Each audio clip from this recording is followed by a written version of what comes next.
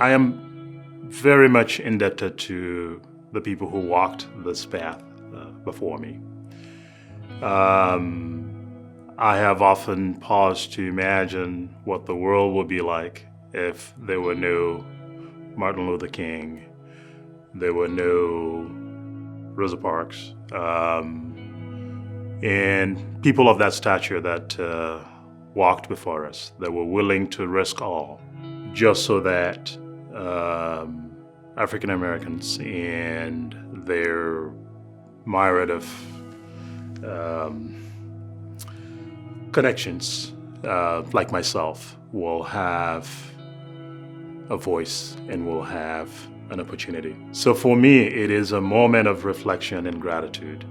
The main thing that I think of with Black History Month is how indebted I am to all of the Black physicians that went before me, and especially my grandfather, Dr. Frederick Lloyd Mosley. My grandfather attended Howard University College of Medicine back in the 1940s. At that time, there were only a handful of medical schools that admitted Black physicians, so he didn't really have a lot of options. Listening to my mother talk about my grandfather, who eventually became a family medicine physician, and what a difference he made and what an impact he made for his patients, really inspired me to do the same for my patients one day.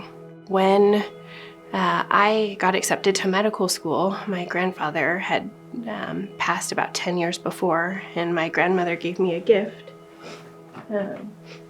She gifted me my grandfather's medical bag that he took with him from house to house to visit his patients. And so when she gave it to me, I looked inside, and there are only 3 things inside the bag. There's a stethoscope, a very simple surgeon's kit with some forceps, a couple of blades and scalpels, some scissors, and then a blood pressure cuff. And that's it. That's all he had, those 3 things.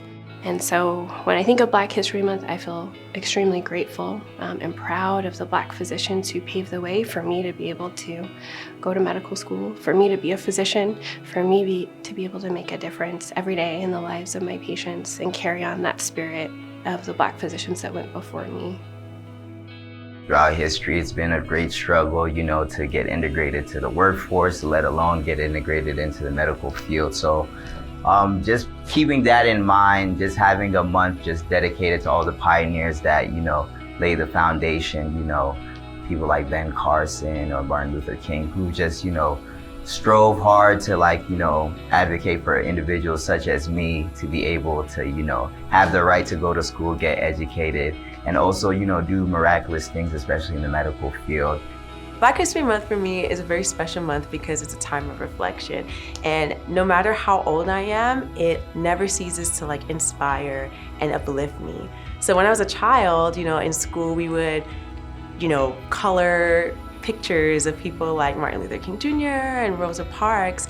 And seeing those people kind of taught me that I could be anything that I wanted to be, right, as a kid.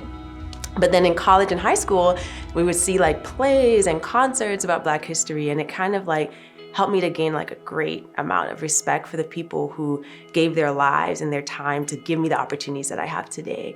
So now as an adult, Black History Month kind of reminds me of the future that I want to give, the ways I want to give back to people, just like me, who may not know what they're capable of. It kind of reminds me of how I want to give back like those people did for me.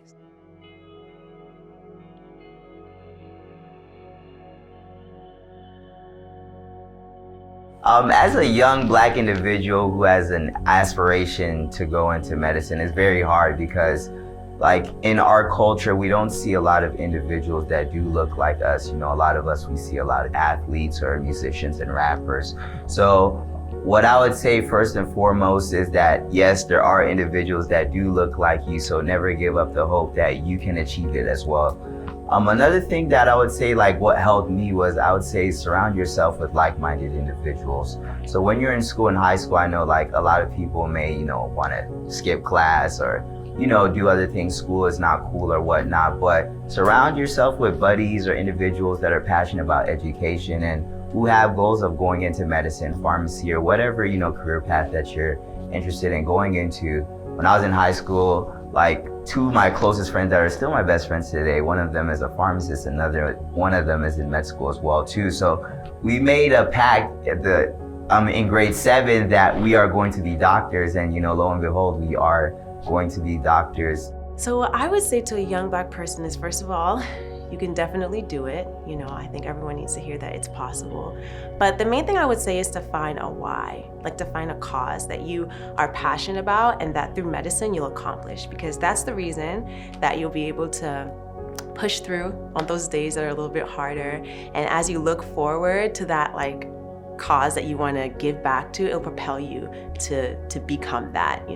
So I think it's a privilege to be Black in medicine, but I think that having something that you want to contribute will be a huge thing that will propel you to be the person you want to be in medicine. So yeah. There are definitely a lot of challenges in medicine that are different than maybe the challenges that we've had in years past, but there's never been a time where physicians have so much knowledge and are able to make such a huge impact. There are national organizations that are doing amazing things that haven't been done in years past, and those areas are wide open for physicians to step in and step up to the plate and hold those roles of leadership and advocacy. I would also tell young physicians that you're going to have people that are going to tell you that you can't do it. There are people that told me, oh, you can't be a doctor, you're not smart enough, or you're in the wrong racial group, or you're in the wrong area. But if you know in your heart that this is what God has called you to do, and He's placed that burden on your heart to become a physician and to impact humanity in such a powerful way, and you stick with that goal, you listen for the voice of God guiding you and opening those doors for you, and stick with that commitment, because in the end, it really is the most rewarding career to be able to impact people's lives every day in such a powerful way. If I had a chance to talk to them and tell them about my own background, coming from a household where the annual income was less than $1,000 a year, I would say keep your dreams alive. I will say the world is ready to embrace you if you are willing to put in the hard work. Others will make a path for you.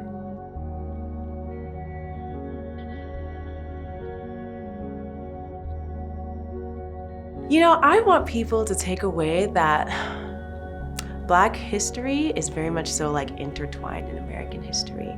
And, if we were to dig a little deeper, we'd find in the places we least expect people who were helping to make our country what it is today. And so I just want everyone to learn more about, that history that we don't often hear about. And when you see a Black physician who's practicing medicine and who's successful and who's involved in various organizations, it really has taken a lot of work for that person to overcome the stereotypes and a lot of the racial biases that exist, especially in areas where there are not a lot of Black physicians. So I would hope that people remember and respect physicians in the journey that they've taken to get to where they are. Reflect on the state of our society right now, and reflect on ways that you as an individual can do work or educate somebody else or talk to somebody else about kind of the issues that are going on in society today, and moving forward from 2020 moving on, how we can work together to make those changes or bridge the gap to allow us all to come together for a better society. One will hope that at 2020 we would have already by now resolved this, after decades later. What I would like people to take away is the fact that that there is still work to be done. And I also, being where I'm at now, I ask myself the question on a daily basis: what is it that is required of me? And what does God require of me? what do the young black boys and girls that are in grade school, high school, if they'd had an opportunity to interact with me today, what would be the expectations out of me, and what will be their, what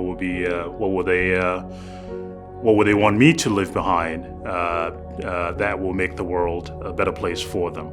And so those are the questions that I ponder on, and I think much more acutely during this time of the year.